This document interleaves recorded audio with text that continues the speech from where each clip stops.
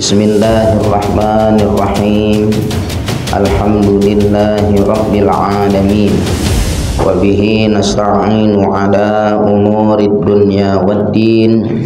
Assalatu wassalamu ala asyrafil anbiya'i wal mursalin, Sayyidina wa maulana Muhammadin wa ala alihi wa ashabihi ajma'in, amma ba'd. Fa inna asdaqal hadithi kitabullahi ta'ala wa khairal hadi hadiyu sayyidina Muhammadin sallallahu alaihi wa alihi wasallam, wa syarrul umuri muhdatsatuha wa kullu muhdatsatin bid'ah wa kullu bid'atin dhalalah wa kullu dhalalatin finnar. Wa bisanadil muttasili ilal imamil muallifi rahimahullahu ta'ala wa adama nafa'a bihi wa bi'ulumihi fid daraini amin. Qala ya Musa qul lidzalimina la yadhkuruni, gitu ya. Fa innahum idza dzakaruni adhkuruhum bil la'nati li'anni alaitu ala nafsi an adhkura man dzakarani.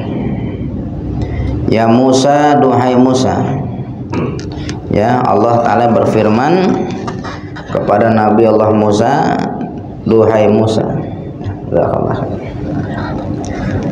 Qul, katakanlah olehmu lidzalimina, kepada orang-orang yang berbuat zalim, la yadhkuruni, janganlah mereka itu mengingat-ingat kepada diriku, kata Allah.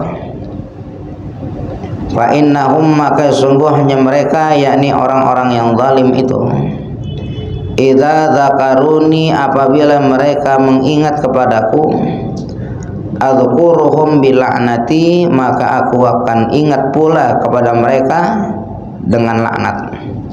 Ya, jadi Allah akan ingat kepada orang yang zalim dengan laknat, gitu.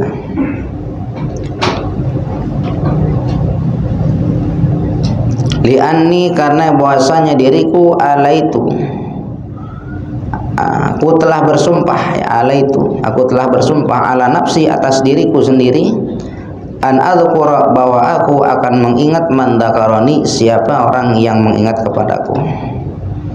Ya, ini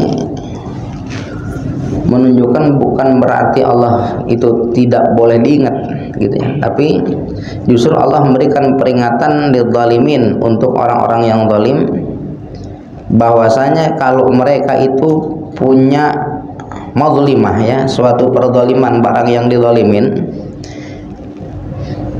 itu jangan langsung dia itu menghadap kepada Allah, karena ada hak orang-orang yang dizalimin yang mesti diselesaikan. Jadi Nabi Musa suruh bilang tuh, ya Musa, katakanlah olehmu kepada orang-orang yang zalim, janganlah mereka ingat kepadaku, gitu ya, janganlah mereka ingat kepadaku, karena apabila mereka ingat kepadaku, aku pun akan ingat kepada mereka. Tapi ingatnya Allah kepada orang-orang yang zalim bilaknat, dengan laknat, bukan dengan rahmat, dengan laknat, gitu, dengan laknat. Karena memang ada tipe-tipe kezaliman dari seorang hamba, ya, ada tiga tuh, ya. Ada dzulmul abdi lillah, ada dzulmul abdi li nafsihi, ada dzulmul abdi lil ghairi, ya. Nah, ini pun nanti namanya jadi tiga lagi. Yang dzulmul abdi lillah, zalim seorang hamba kepada Allah, ini adalah kezaliman yang disebut la yaghfirullah, kezaliman yang Allah tidak akan ampunin pada saat seorang hamba itu berbuat zalim kepada Allah. Bagaimana itu perbuatan zalim kepada Allah? pada saat seorang hamba ini berbuat syirik kepada Allah. Ini zalim pada Allah, ya, berbuat syirik. Makanya kalau ada seorang hamba berbuat syirik kepada Allah Ta'ala, yakni syirik yang dibawa mati, itu termasuk kategori la yaghfirullah, ya, zalim yang Allah tidak akan ampunin. Tapi kalau sebelum mati dia bertobat, diampunin. Ya kan ayatnya? Ya, bismillahirrahmanirrahim, ya. Innallaha la yaghfiru ayyushraka bihi, gitu ya, wa yaghfiru ma duna dzalika liman yasha. Sungguhnya Allah Ta'ala sekali-kali tidak akan mengampunin orang yang berbuat syirik kepadanya, yakni syirik yang dibawa mati. Sampai mati dia nggak tobat dari dosa syiriknya, maka la yaghfirullah, ini kategori yang Allah tidak akan ampunin. Wa yaghfiru ma duna dzalika liman yasha, dan Allah akan ampunin maduna dzalika, perkara zalim yang bukan syirik, itu pun liman yasha, bagi siapa yang Allah kehendaki. Ya, artinya termasuk yang tidak Allah ampunin adalah perbuatan syirik. Lalu yang dikatakan dzulmul abdi li nafsihi, ya, zalimnya seorang hamba kepada dirinya. Nah, kalau zalimnya seorang hamba kepada dirinya sendiri, ini kategori zalim la ya'ba'ullah, zalim yang Allah nggak peduliin. Ya, terserah deh, gitu kata Allah, terserah, Allah nggak peduli. Apa contohnya zalim seorang hamba kepada dirinya? Pada saat seorang hamba ini meninggalkan sholat, pada saat seorang hamba ini meninggalkan puasa Ramadan, pada saat seorang hamba ini meninggalkan ibadah-ibadah mahdhahnya, ya, itu Allah Ta'ala la ya'ba'ullah, nggak peduli, terserah. Karena Allah Ta'ala sudah jadikan tempat kembali, dan tempat kembali itu nggak satu, dua, ya. Allah jadikan surga, Allah jadikan neraka, dan dua-duanya ini punya Allah. Mungkin lain urusan kalau mau surga punya Allah, yang satu lagi punya siapa gitu, ya, neraka yang lain gitu. Mungkin Allah akan paksa kita masuk surga, tapi ini dua-duanya punya Allah. Surga punya Allah, neraka punya Allah. Surga Allah jadikan, neraka juga Allah jadikan, dua-duanya sebagai tempat kembali. Dan sesuatu yang Allah telah jadikan tuh nggak boleh ada yang sia-sia. Surga diciptain nggak boleh sia-sia, neraka diciptain juga nggak boleh sia-sia. Biar satu mesti ada pengisinya gitu. Ya, nggak boleh sia-sia gitu. Makanya kata Allah Ta'ala, ya terserah. Ini saya udah tunjukin nih, ini kalau mau surga ini cara-caranya nih, kalau mau neraka ini cara-caranya nih. Kalau emang kita masuk surga, yang ini pakainya. Kalau masuk neraka, yang ini. Begitu. Allah kasih tahu sama kita nih. Tinggal kita pilih maunya yang mana. Ya, Allah nggak kebingungan, sebab dua-duanya ini, surga punya Allah, neraka juga punya Allah. Ya, kita punya kontrakan dua, ya, punya kontrakan dua. Ada orang mau kontrak, ya, kira-kira yang kita promosiin banget, yang pertama apa yang kedua? Ya, dua-duanya udah bebas, ya, semua punya. Kenapa? Punya dia semua. Ya, kata-kata yang punya kontrakan, ente mau yang ini boleh, mau yang ini boleh, ya punya dia gitu. Lain urusan yang satu punya dia, yang satu punya orang. Mungkin dia bakal katakan gini, yang ini aja, ini lebih enak nih, adem gitu. Orang sana panas, tetangganya kurang enak, kalau tetangganya enak. Dia mau promosiin miliknya. Tapi kalau Allah kepada surga dan neraka, surga punya Allah, neraka juga punya Allah, terserah mau yang mana. Makanya dzulmul abdi li nafsihi, zalim seorang hamba pada dirinya, seperti seorang yang meninggalkan ibadah, Allah nggak peduli, terserah. Sebab sudah saya jadikan tempat kembali, dan dua-duanya punya saya. Neraka punya Allah, surga juga punya Allah. Ya, makanya kita orang kalau berbuat zalim sama diri sendiri, jangan sampai kita salah jalan begitu. Ya, cari jalan yang benar, jalan yang menyelamatkan, jalan yang bisa mendatangkan kenikmatan dunia akhirat buat kita, begitu. Ya, karena Allah nggak peduliin, terserah. Tempat kembalinya udah ada, udah Allah siapin. Nah, yang ketiga, ini la yatrukullah. Ya, zalim yang Allah Ta'ala tidak tinggal diem. Yang tadi tuh dzulmul abdi lil ghair, ya, zalim seorang hamba kepada hamba yang lainnya. Allah nggak tinggal diem. Allah nggak tinggal diem. Artinya pada saat urusan sama makhluk belum beres, ya, makhluk belum beres, dia nggak akan bisa serta merta langsung datang kepada Allah Ta'ala, nggak bisa. Maka Allah Ta'ala akan bikin perhitungannya. Ya, Allah bakal bikin perhitungannya. Ya, makanya kalau orang punya zalim di dunia sama manusia, dia nggak selesaikan tuh di dunia, maka itu perzaliman nanti berlanjut sampai akhirat. Waliyatubillah, ya, berlanjut sampai akhirat. Dan kalau udah sampai akhirat repot urusan. Sedangkan kezalimannya mesti terus digantikan.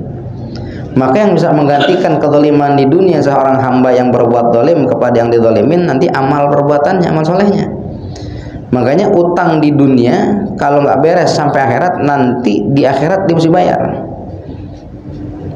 Berapa banyak perzaliman yang dikerjain, ya, kepada seorang hamba yang lain, itu nanti kebaikan-kebaikan dari orang yang berbuat zalim bakal disumbangin tuh buat orang yang dizalimin. Disumbangin itu sebagai wafa, ya, apa, bayaran gitu, bayaran kezalimannya, dibayarin, dibayar dengan apa? Dengan amal soleh.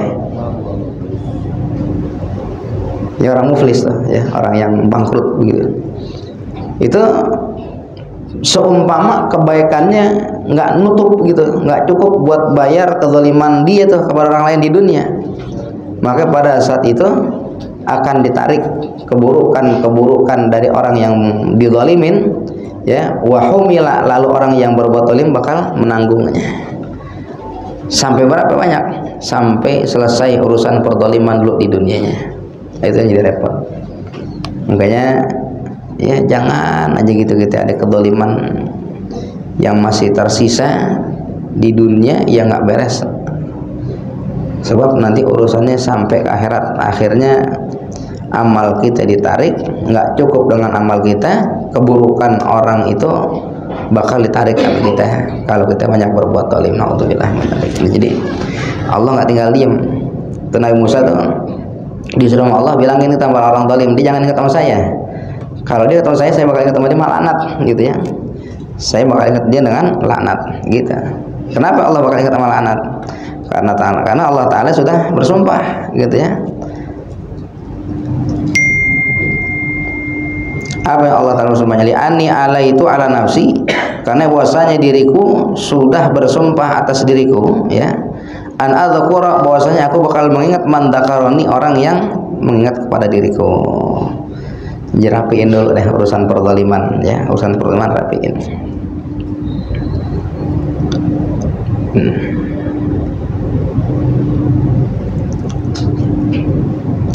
Wa auhallahu ila ba'di anbiya'ihi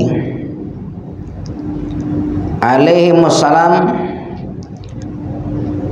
dan telah mewahyukan Allah Ta'ala ila ba'di anbiya'ihi kepada sebagian nabi-nabinya alaihimussalam. Qul liqaumika la tadkhulu madakhila a'da'i. Ya, Allah firmankan kepada sebagian nabi-nabinya, qul, katakanlah oleh kamu, liqaumika, untuk kaummu, la tadkhulu, janganlah kamu sekalian itu masuk, madakhila a'da'i, kepada tempat musuh-musuhku. Ya, janganlah kamu masuk ke tempat musuh-musuhku, kata Allah Ta'ala dengan firman-Nya. Wala talbasu malabisa a'da'i, dan janganlah kamu berpakaian malabisa a'da'i, dengan pakaian musuh-musuhku. Wala tarkabu maraqiba a'da'i, dan janganlah kamu berkendara dengan kendaraan-kendaraan musuh-musuhku. Wala tat'amu mata'ima a'da'i, dan janganlah kamu itu makan dengan makanan-makanan musuh-musuhku. Fatakunu a'da'i, maka jadilah dirimu sekalian menjadi musuh-musuhku, kata Allah Ta'ala. Ya, kama hum a'dai, sebagaimana mereka itu adalah musuh-musuh. Jadi kita ini diperintahkan ya sebagai umat daripada nabi-nabi yang Allah telah wahyukan, agar kita janganlah kita masuk ke tempat musuh-musuhnya Allah Ta'ala. Ya, jadi apa yang musuh-musuh Allah Ta'ala senengin sebagai tempat, kita orang yang jadi hamba Allah jangan masuk ke sana. Jangan gembira dengan tempat itu. Ya, jangan. Biar ada yang lainnya. Biar ada kelihatan bedanya mana yang musuh Allah, mana yang bukan musuh Allah.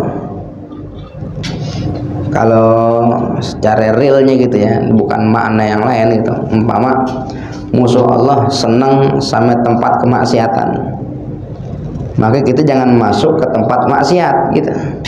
Jangan masuk ke tempat maksiat. Ini bahasa real ya, bahasa konkretnya itu begitu. Terus janganlah kamu berpakaian dengan pakaian musuh-musuhku. Apa yang orang-orang yang menjadi musuh Allah senang kepada pakaian itu, kamu jangan ikut pakaian yang kayak begitu. Umpama musuh Allah senang buka aurat, ya kamu jangan buka aurat gitu.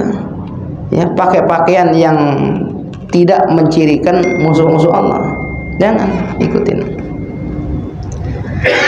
Lalu janganlah kamu terkabu ya mengendarain kepada kendaraan musuh-musuhku. Apa yang orang-orang kafir sebagai musuh Allah senang berkendara, janganlah kamu kendarain kendaraan musuh-musuh Allah. Ya, ini bukan kendaraan kayak mobil motor gitu ya. Umpama apa yang sekira-kira disenengin sama orang-orang kafir sebagai musuh Allah, kita jangan ikut senang sama perihal yang kayak begitu. Kalau umpama kita senang juga gitu ya, wala tat'amu, dan jangan pula kamu makan akan mataima adai, akan makanan-makanan musuh-musuhku. Kalau umpama kita ikutin juga ya, tempat-tempat musuh Allah kita senang, pakaian-pakaian musuh Allah kita senang, kendaraan musuhnya Allah kita senang, sampai makanan musuh-musuhnya Allah kita senang, maka fatakunu a'dai, maka jadilah dirimu menjadi musuhku juga, kata Allah Ta'ala.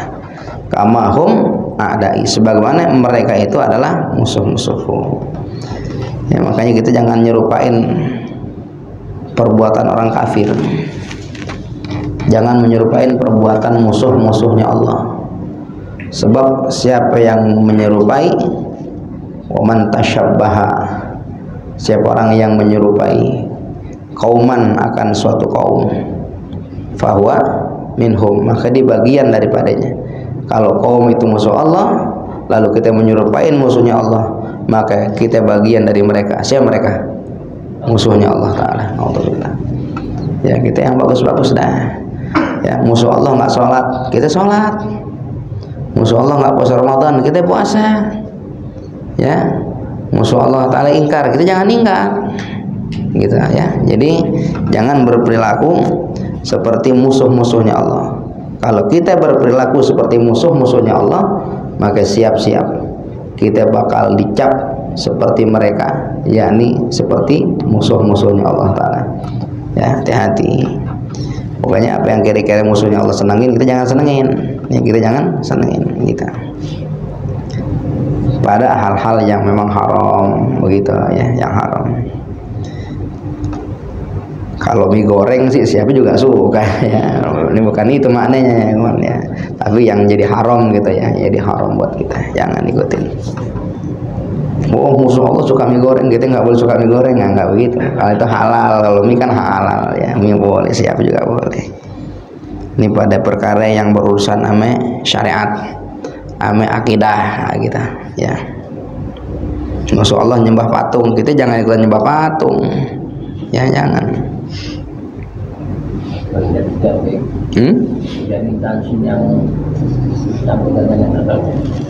Ya, kita jangan bilang haram, mesti ada beda.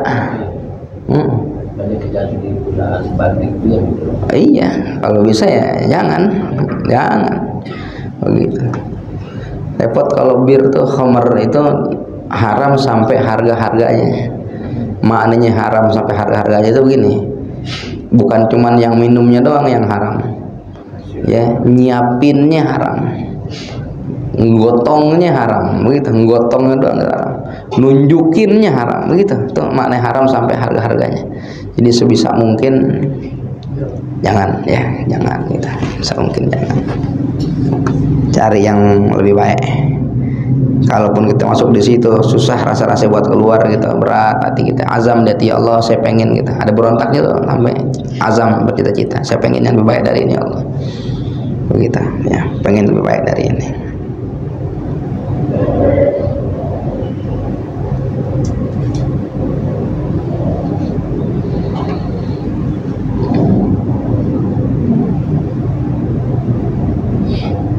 Wa auhallahu ila Dawuda alaihi salam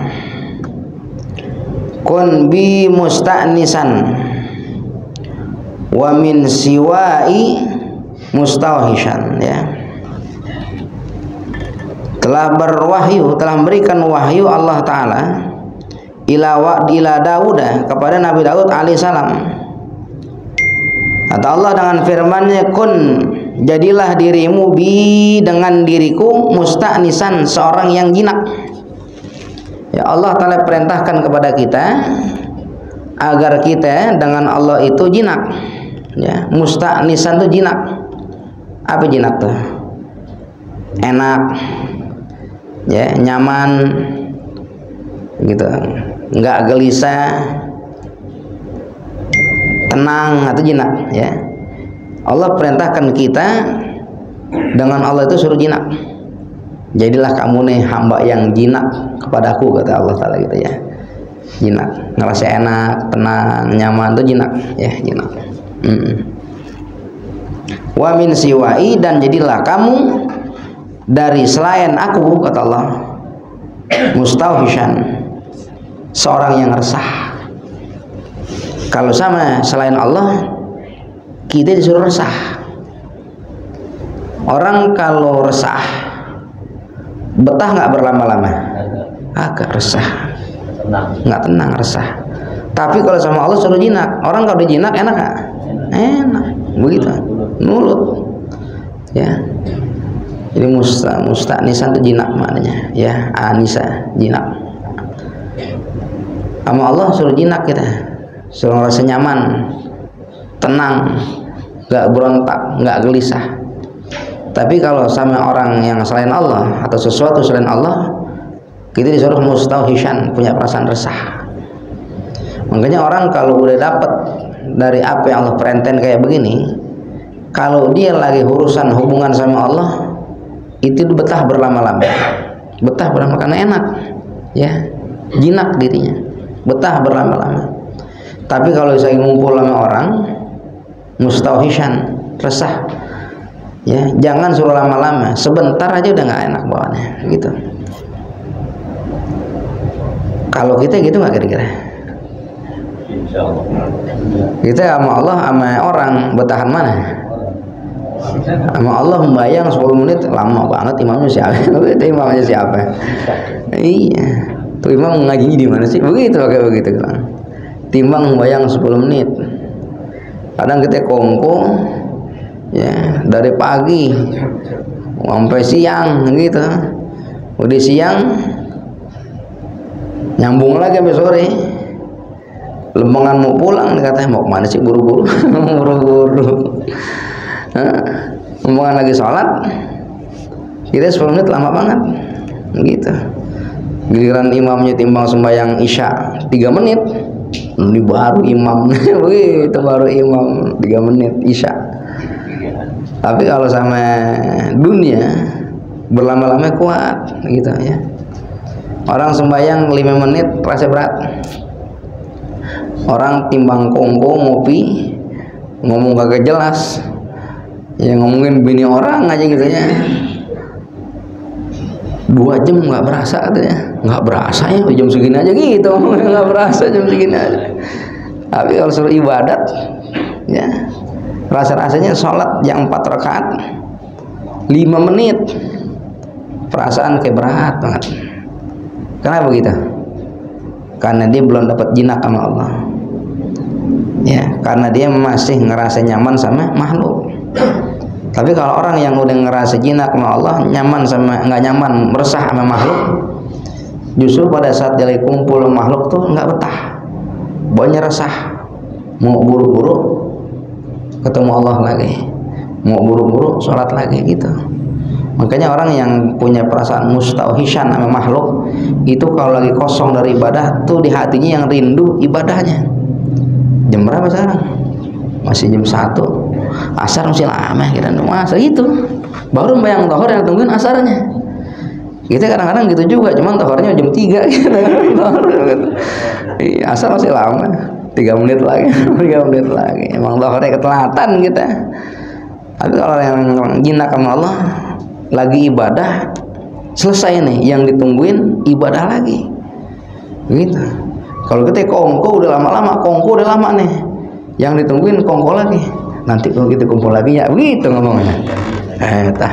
Padahal udah 3 jam 4 jam dia ngomong gitu lagi. Baru ketemu siang pas bisa ngomong, ntar malam mari lagi ya, malam mari lagi, coba tuh ya. Jadi diperintahin kita apa suruh jinak sama Allah, resah kepada selain Allah, yang mesti resah. Ya Daud, duhai Daud, atau Allah Ta'ala dengan firman-Nya, apa itu? Sodikin ya, sidikin ya. Nah, kulli siddiqina min ibadi bi falyafrahu wa bi dzikri falyan'amu. Nah, gitu ya. Jadi firman Allah kepada Nabi Daud, ya Daud, wahai Daud, qul lisiddiqin, katakanlah olehmu kepada para siddiqin, min ibadi, daripada hamba-hambaku. Siapa siddiqin nih? As-siddiqin ya, sodak, orang yang benar, orang yang benar. As-siddiqin yakni al-musibina fi aqwalihim wal af'al, orang yang benar pada ucapan dan perbuatan, itu siddiqin. Yakni fi syu'unil iman, dalam perkara iman. Jadi imannya itu bukan cuma di mulut, tapi perbuatannya juga perbuatan keimanan, itu siddiqin. Ya, orang-orang yang benar mentasdik, ya, membenarkan dari apa-apa yang datang dari Rasul adalah dari Allah, itu siddiqin. Lalu orang-orang yang senantiasa benar akan ketakwaannya, itu siddiqin. Maka Nabi Daud alaihissalam itu diperintahkan oleh Allah, katakanlah olehmu li siddiqin, kepada orang-orang siddiqin, min ibadi, dari hamba-hambaku, bi falyafrahu, ya, kata Allah, dengan diriku, falyafrahu, maka hendaklah mereka gembira. Bilangin mas siddiqin, denganku, kata Allah, hendaklah mereka bergembira, jangan khawatir. Ya, kegembiraan bakal Allah berikan kepada para siddiqin, ya, kegembiraan Allah berikan begitu, karena orang siddiqin itu janjinya Allah surga buat mereka. Apa namanya,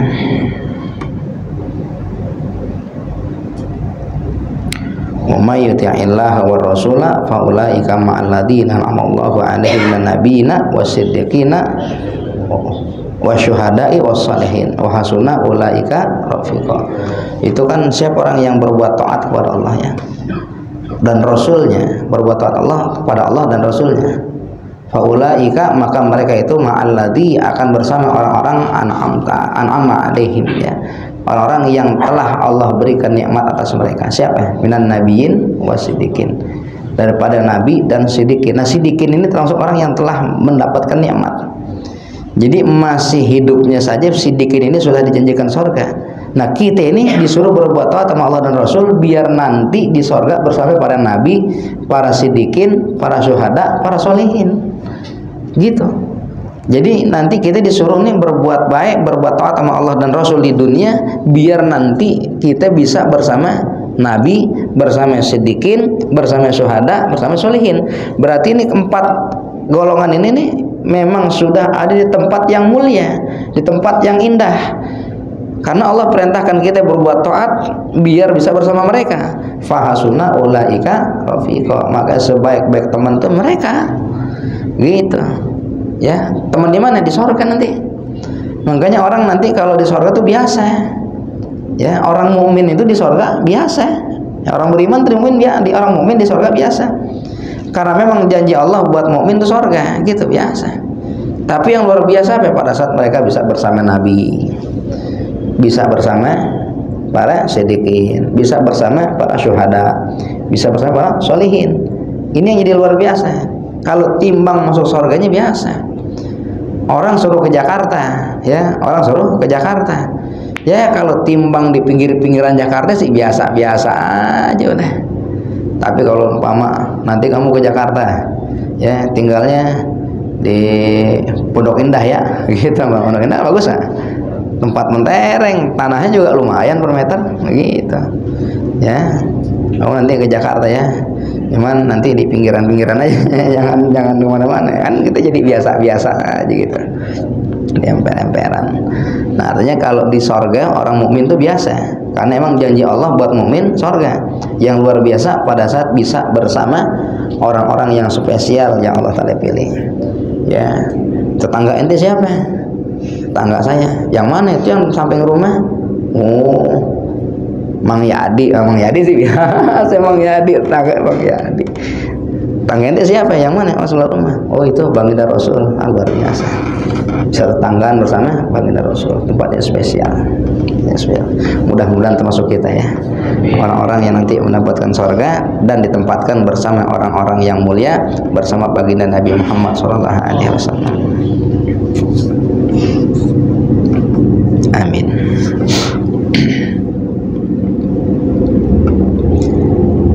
Jadi orang-orang yang siddiqin daripada hamba-hamba aku, kata Allah, ya, agar dengan aku falyafrahu, hendaklah mereka gembira, bahagia.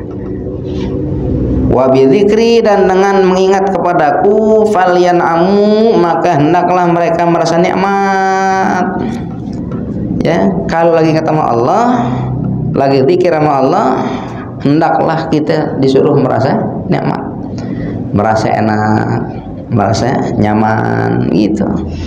Jangan malah kayak orang yang buru-buru ingat sama Allah Ta'ala. Ya, ingat sama yang lain panjang waktunya, ingat sama Allah kayak orang nggak betah. Ya, ya, dikasih wiridan, baca banyak-banyak nih, baca deh 100 kali sehari. Apaan bacanya? Istighfar aja gampang 100 hari. Bener-bener diambil tasbih tuh yang 100. Ya, mana ngambilnya Ridwan Hasan lagi ya, gitu. Tapi bacanya begini, nah, itu saking dia nggak betah sama Allah Ta'ala gitu, sampai bacanya begitu, nggak ada kenikmatan. Astagfirullahaladzim wa atubu ilaih, astagfirullah, nggak begitu, astagfirullah, nggak jelas, saking nggak betah. Kalau udah betah nggak begitu bacanya, enak kita, nyaman. Itu yang 100, jangan yang 100, kadang yang 10 aja begitu bacanya, buru-buru. Memang 10 bacanya buru-buru. Gimana yang baca 1000, yang baca 10.000? Ya, artinya hendaklah ingat sama Allah, falyan'amu, mereka nikmatinnya, biar nikmat.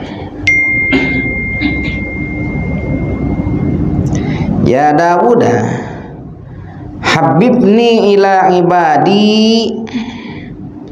Ya Dawud, kata Allah Ta'ala dengan firman-Nya, Dawud, habibni, ya, jadikanlah kecintaan untuk diriku, jadikanlah kecintaan kepadaku, gitu ya. Habibni, jadikanlah kecintaan kepadaku, ila ibadi, oleh hamba-hambaku. Nabi Daud diperintahkan sama Allah, ya Daud, bikin kecintaan hamba-hambaku kepadaku, kata Allah, gitu.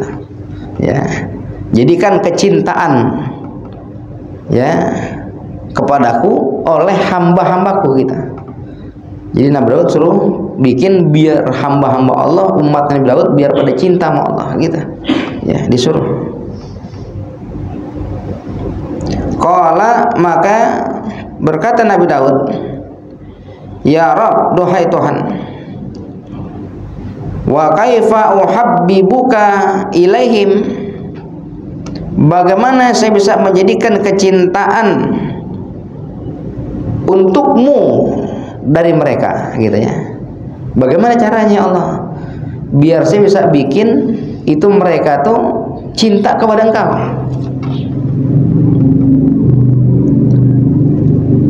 Qala, maka Allah Ta'ala jawab dengan firman-Nya,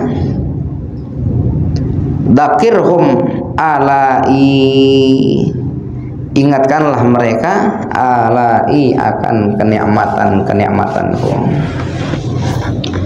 Jadi caranya biar kita ini bisa datang cinta kepada Allah, itu Nabi Daud diperintahin suruh ingetin kita nih akan nikmat-nikmatnya Allah Ta'ala yang la tuhsuha, yang kau tidak akan pernah mampu untuk menghitungnya itu. Banyak kan nikmat Allah? Banyak. Dari ujung kepala, ujung kaki itu nikmat Allah semua. Kita bisa jalan tuh nikmat Allah. Ya. Dari mulanya kita nggak usah jalan, digendong. Tahu-tahu emak kita ngajarin kita jalan, ditatih dulu pelan-pelan. Ya, sampai hari kita umur setahun bisa jalan. Begitu. Kadang ada yang setahun setengah baru jalan, ada yang 2 tahun, ada yang 3 tahun, masing-masing. Tapi jalan, akhirnya jalan sampai gede. Bukan jalan lagi, bisa lari kita. Main bola lagi, ada yang kakinya kuat bisa nendang, kakinya kuat bisa nendang. Ya, nendang apa namanya? Nendang coran beton, pecah tuh beton. Ada orang kuat begitu. Ya. Tuh di video tuh ada orang perempuan nendang nendang tiang gedung. Pecah. Beton tuh tiangnya pecah. Bukan kuat namanya. Kakinya. Coba sedikit Allah jadiin jempolnya cantengan gitu ya. Jempolnya cantengan gitu. Jalan juga males deh gitu, sakit. Itu baru cantengan doang, belum sampai dibikin patah tuh kakinya Allah Ta'ala. Begitu.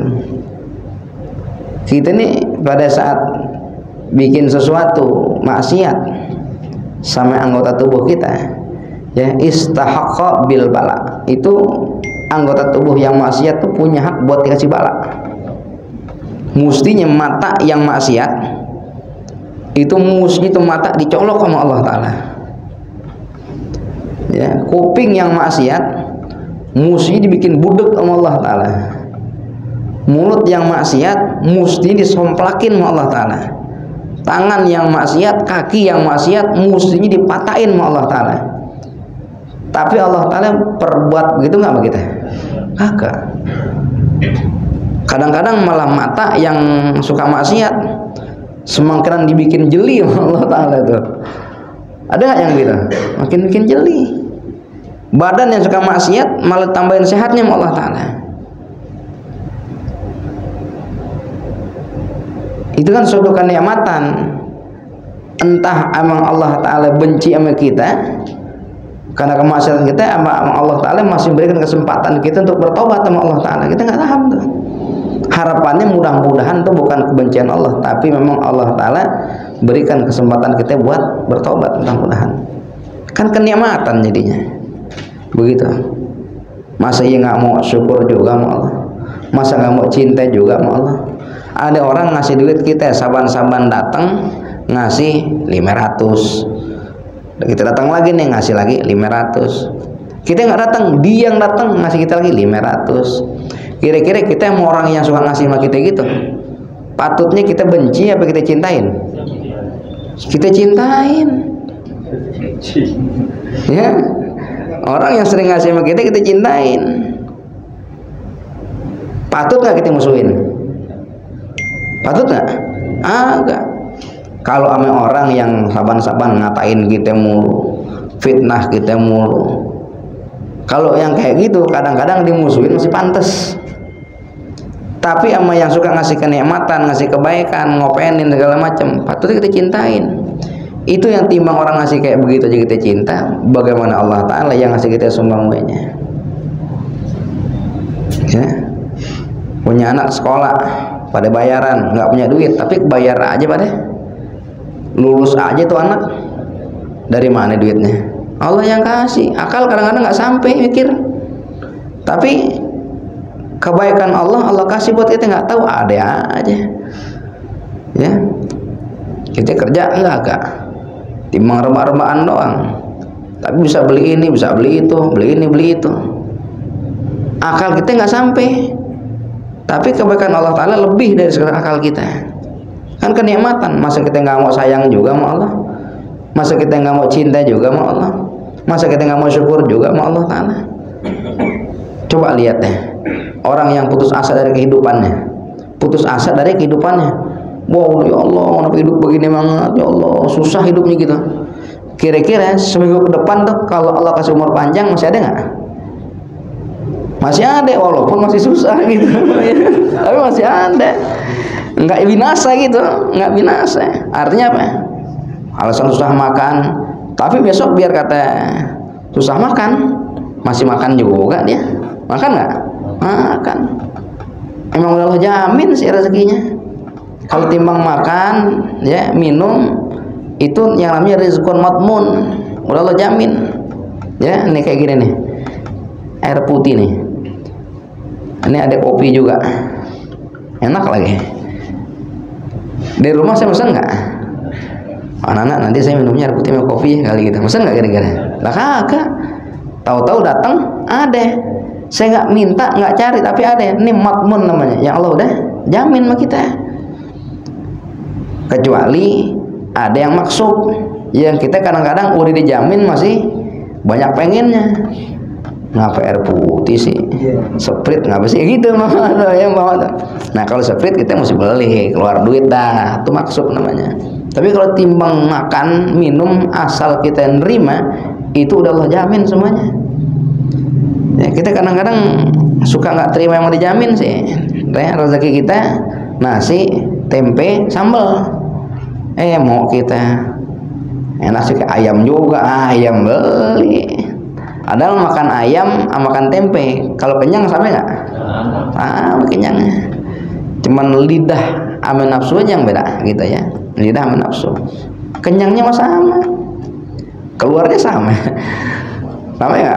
Sama kali lain gitu. Sama. Makanya kita diperintahin tuh ya, biar banyak ingat kepada kenikmatan dari Allah Ta'ala, biar bisa sampai dari dalam diri kita, dari dalam hati kita, kecintaan kepada Allah Ta'ala, zat yang maha memberi, zat yang maha baik kepada hambanya Allah Ta'ala. Allah Ta'ala nggak pernah zalim sama kita. Allah nggak pernah zalim, karena Allah tidak punya sifat zalim. Yang ada pada Allah adalah bifadlihi wa adlihi. Gitu. Allah tuh memberikan dengan karunia-Nya dan juga dengan adilnya. Tidak ada zalim bagi Allah. Makanya kalau orang bilang zalim, oh Allah zalim tuh, waliyadzubillah, itu bisa sampai kepada syahadat lagi tuh. Karena dia menyalahin urusan akidah. Allah nggak zalim. Ya Allah tidak zalim, begitu. Allah maha adil, begitu. Kok itu orang dibikin susah? Dibikin susah hidup nggak? Hidup. Kalau dibikin senang takutnya nggak jadi hidup, begitu. Kaget meninggal lagi deh, begitu. Bikin senang.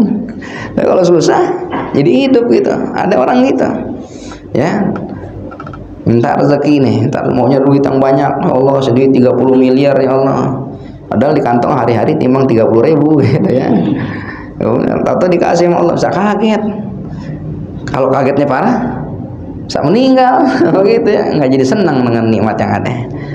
Allah senang kayak gitu. Udah, ya. Fi'lullah jamilun kulluh. Ya, perbuatan Allah itu indah, semuanya indah. Ada orang, ya Allah, coba hidup saya begini, coba begini, coba begini. Ada orang gitu dah. Ya, banyak coba-cobanya, kita coba gini. Padahal kaidahnya apa kaidahnya? Walaisa fil imkani abda'u mimmakan. Dan tidaklah perkara yang baru mungkin kalau gini, coba kalau gini, coba gini. Tidaklah perkara yang baru mungkin buat kita itu abda'u, lebih indah mimmakan, dari perkara yang sudah terjadi.